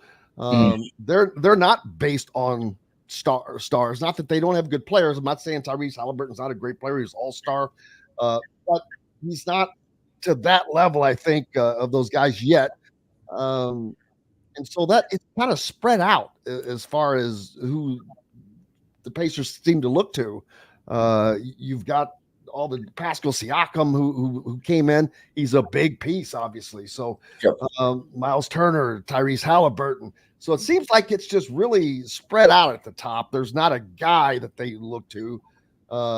Miles Turner is the veteran, as you pointed out, but yeah, well, I mean, their theory of the case is to keep the ball moving. Obviously Halliburton as a star, Halliburton led the NBA in assists last year. Halliburton is the centerpiece. Halliburton is what everything else is built around, but it's built around it in such a way that it's not put the ball in his hand and it'll stay there and he'll go get you buckets. It's make Halliburton kind of the, I don't know if CEO is the word. It's probably not. But basically, like, buy into Tyrese Halliburton's philosophy of how basketball is supposed to be played, and this will raise your level. It is Halliburton's philosophy that is playing out. It's that if the ball keeps moving and if the ball gets to everybody's hands, then it elevates everybody's level. And so, they led the league in assists last year. They led the league in passes last year, I think, because they track that in the NBA. And so, I mean, I think they moved the ball more than anybody. They played it, one of the fastest paces. They scored the most points. They had the second most efficient offense. And what the idea is based on is they're going to run all the time and the ball is going to move. And he's going to pitch it ahead. He might get rid of the ball before half court and he might find Obi Toppin down by the rim. And, that's how they're going to score points is they're going to stay in constant motion. And they're going to have as little time as possible when somebody's just stuck in an isolation position and trying to make one-on-one moves and score on everybody. That's not to say that it never happens, but the idea is to stay in constant motion, try to score early in the clock if you can. And just keep a constant pace and constant pressure on people. And that's just based on the idea that Halliburton wants to elevate as many people as possible and tee as many people up as possible. So it's just different than somebody like Giannis is just such a beast going to the rim. And it's almost impossible not to foul him. And he's just this just massive body. And, just sort of physical freak unlike anything we've ever seen. LeBron James operates more on the Halliburton idea, but every once in a while you could say, okay, LeBron, go get me 40 because he's the all-time leading scorer in NBA history. Halliburton obviously can score you 20 points, 30 points, somewhere in that range, and 40 on occasion, but mostly he's trying to move the ball. He's trying to tee people up. So it's different based on it's just more built on ball movement, but that's not all that out of sorts for what the pace for what the NBA is becoming. It's obviously become more about spacing. It's become more about pace. You're scoring a lot more points than you're used to, but the Pacers are kind of just more in hyperdrive than anybody else is in terms of getting points on the board and keeping the ball movement. So you would still say Halliburton takes up a similar place to what Giannis does in Milwaukee or, Luka does in Dallas, but it's just a different theory.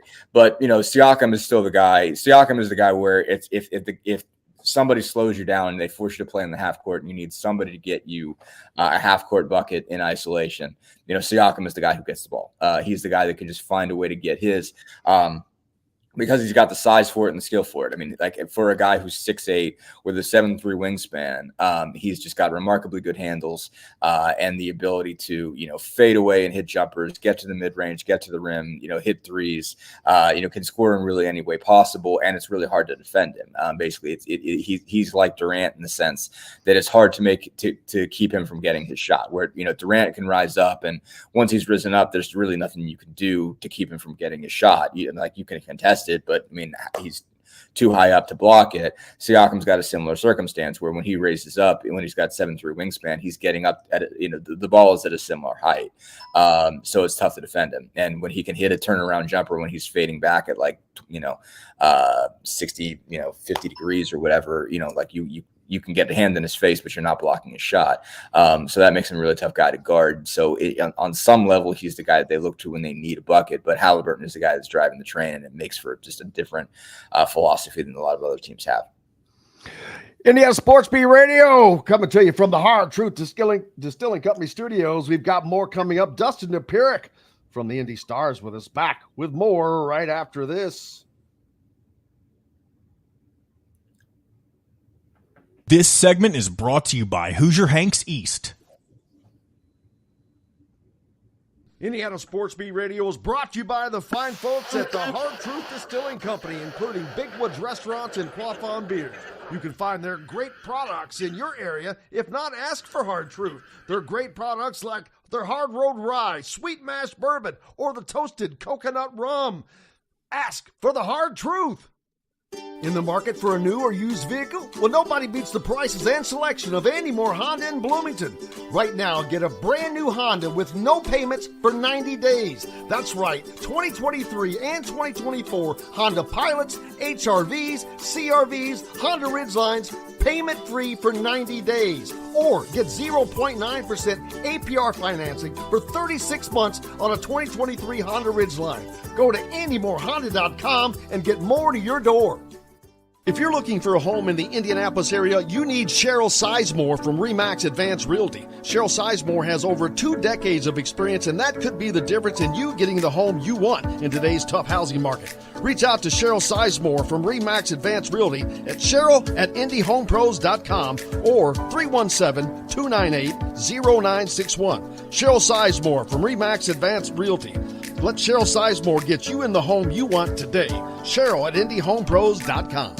Looking for someone to cater your next corporate event, family reunion, or tailgate? To some, a garnish may be nothing more than just a decoration put last on a plate. But in Bloomington, catering starts with Garnish Catering. Serving all of Bloomington and surrounding areas, Garnish Catering is waiting to help make your next event one to remember. Planning a great event shouldn't have to be stressful. Whether we quote you just for catering or a total event package, you can trust that you're making the right choice with Garnish Catering. Visit garnishcatering.com. That's garnishcatering.com. Garnish Catering is a proud partner of WOW Food Group. Whether it's a night out with the family, after work with colleagues, or catching the game with friends, Bubba's 33 is the place for you. Bubba's 33 offers a mouthwatering menu of selections that are all made from scratch every day. The portions are big, but the prices are small. And with over 50 big screen TVs, you'll never miss the big game. Bubba's 33, pizza, burgers, beer. Country living is just a swing away. It can be hard to find the exact home that fits your family's needs, so there couldn't be a better time to build a new home with Property Shore Construction. Now building exclusively south of Bloomington within the Stonecrest Golf Community. Choose from one of the gorgeous Stonecrest Signature Series house plans. We have several lots available with scenic views of the golf course. Contact Amy Rhoda with Revesco Real Estate for additional information. 812-583-0919 or go to mystonecrestliving.com. That's mystonecrestliving.com for more details. Enjoy healthy, delicious meals at home without the hassle with the Fresh Fork. Chef-curated, ready-made meals delivered right to your doorstep. Proudly fueling IU athletes and now available to you with a menu that's always fresh and diverse, from hearty proteins to fresh salads. The Fresh Fork empowers you to make better food choices without compromising. Let the Fresh Fork help transform your lifestyle for a healthier way of living today at thefreshforkonline.com. Use promo code RADIO20 and get $20 off of your first order. Indiana Sports Beat Radio is brought to you by the fine folks at the Hard Truth Distilling Company, including Big Woods Restaurants and Quaffon Beers. You can find their great products in your area. If not, ask for Hard Truth. Their great products like their Hard Road Rye, Sweet Mash Bourbon, or the Toasted Coconut Rum. Ask for the Hard Truth. Welcome back to Indiana Sports Beat Radio, brought to you by Hard Truth Distilling Company and Andy Moore Honda, Bloomington.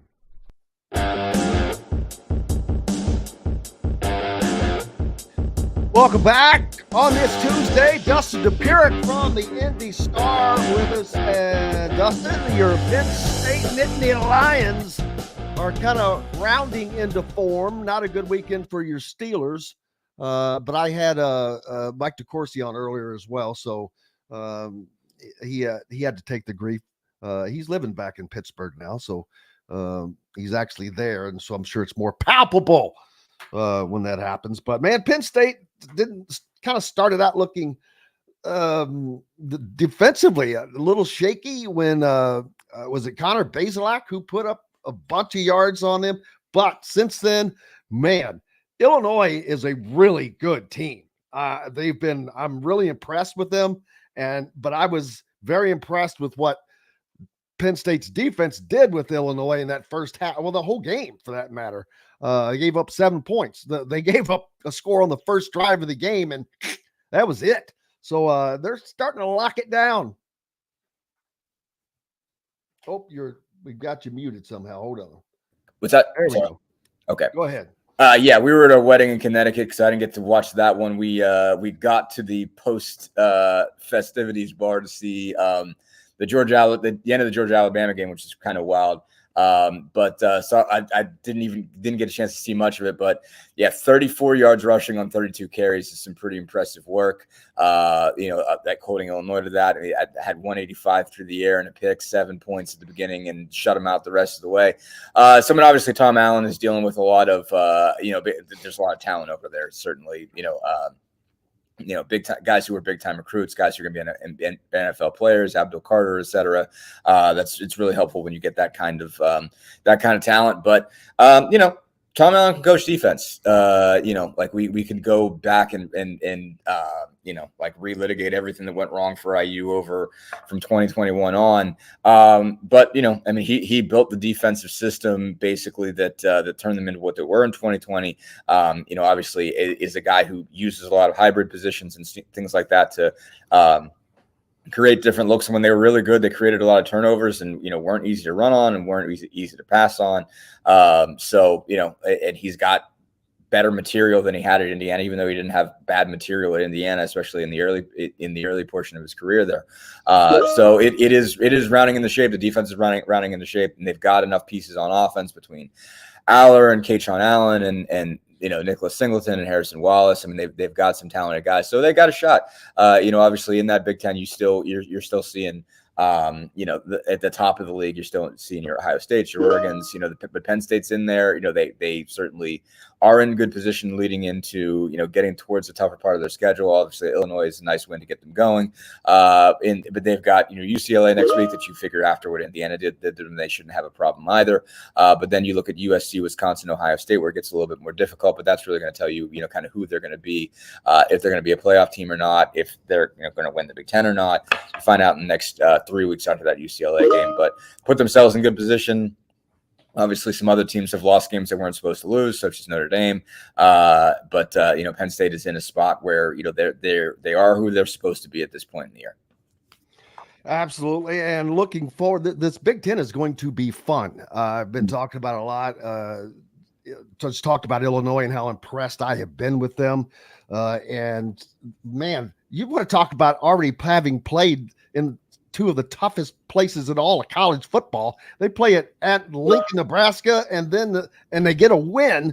And then the following week, they play Penn State tough at Nittany Lions Stadium there. So they played in front of about, 160 or 70,000 people in the last 2 weeks alone. And it's more like 190. Yeah, more like 190. Yeah. Penn State's like 110. Beaver Stadium's like 110. Nebraska's somewhere in the 80,000 range. I want to say. So yeah. So right, just short of 200,000 people over the last 2 weeks, which is pretty impressive. Basically playing in some big time environments.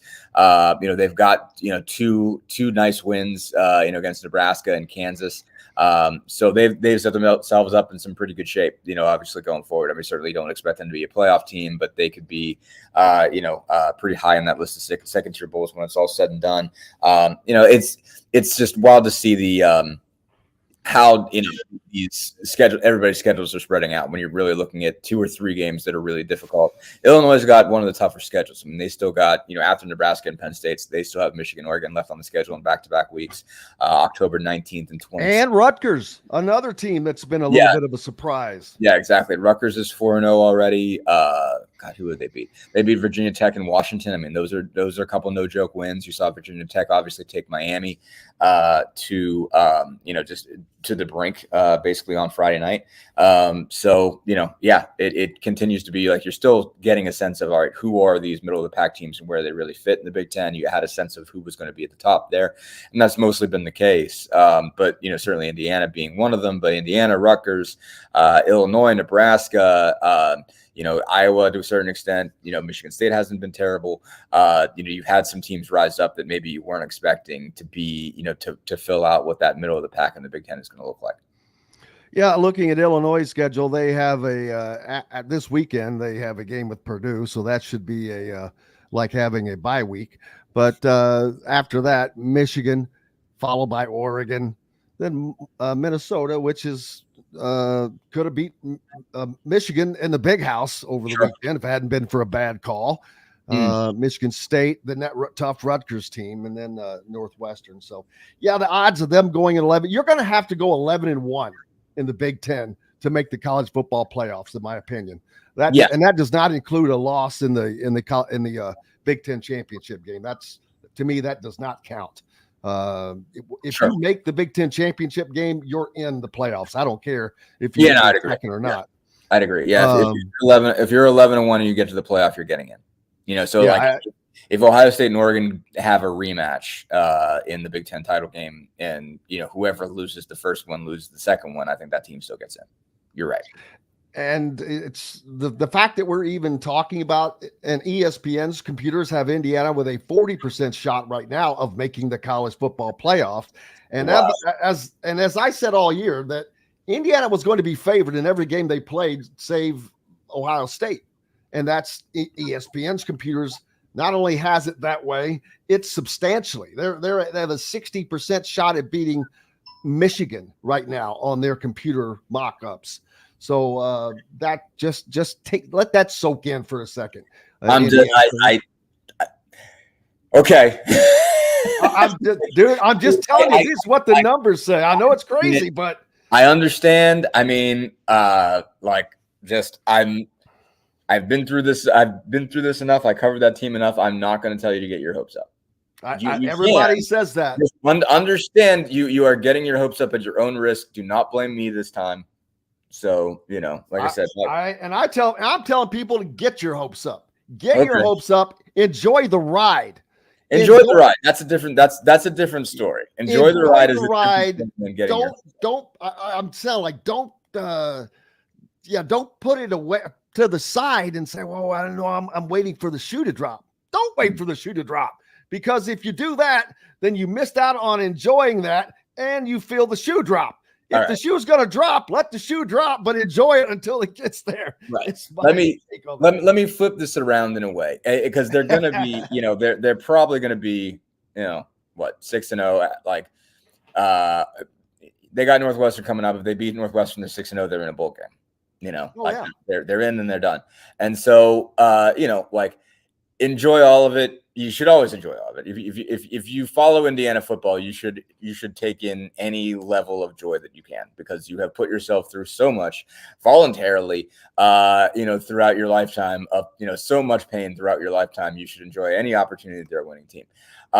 Don't bank your entire joy on whether or not they beat Michigan. They could go 10-2. That's going to be a tough game.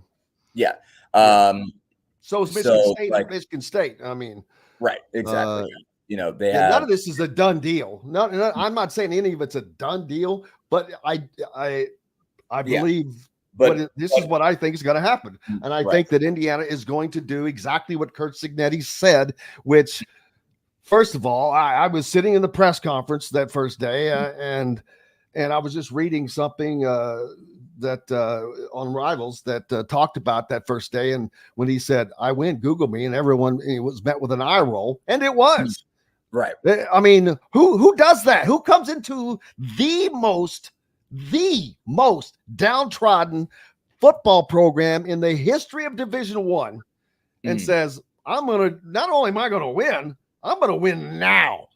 And Adam Gorney wrote this. It was kind of funny. He said, normally it takes coaches about 3 years to get their system in place and going. He goes, it took Cignetti 3 minutes. And that's about right. But it's going to be fun. And but so is the NBA season. Is the Pacers coming around? Can they get back to the conference finals and maybe on to the NBA finals this year? Well, we've got months and months and months to talk about that because it hasn't even started yet. No, we sure do. Got a long time to figure that out. Obviously, it's going to be like I said, it could go any kind of different directions. Obviously, Philly and New York have both made substantial, additions and changes. Obviously, the Sixers go out and get Paul George. The Knicks made a massive trade on Friday night. Apparently it's still got to go through officially, but going and getting Karl Anthony Towns for Dante DiVincenzo and Julius Randle. I mean, that's a significant shakeup at this point in the year. So that's not, getting past those teams is not going to be easy. Just getting past them again. Obviously, you're going to see Milwaukee retool and again, presumably have Giannis back. We obviously have Giannis back, but presumably he'll be there. When it comes playoff time, obviously anything can happen, but still. So we'll see how all that shakes out. But I mean, I think you can safely say the Pacers are a playoff team. You're going to see them be part of that discussion all year. They're going to be a tough out all year. They're going to be one of the last 8 teams standing. Getting into playoff time, and who ends up where and who beats who when it comes to April and May. No idea how that's going to be, but I'm pretty confident in saying that they're going to be part of that group. Absolutely. Big thanks to Dustin Dopirak, Chronic Hoosier, Mike DeCourcy, and most importantly, thanks to each and every one of you. We're back tomorrow to do it again. Until then, from the Hard Truth Distilling Company studios, I'm Jim Coyle. I will see you on the radio. Thanks for listening to Indiana Sports Beat Radio. Be sure to subscribe to our YouTube page for more clips and team coverage of Indiana basketball, football, and more. You can also find full episodes and tons of other content on thehoosier.com. We'll see you next time for another edition of Indiana Sports Beat Radio.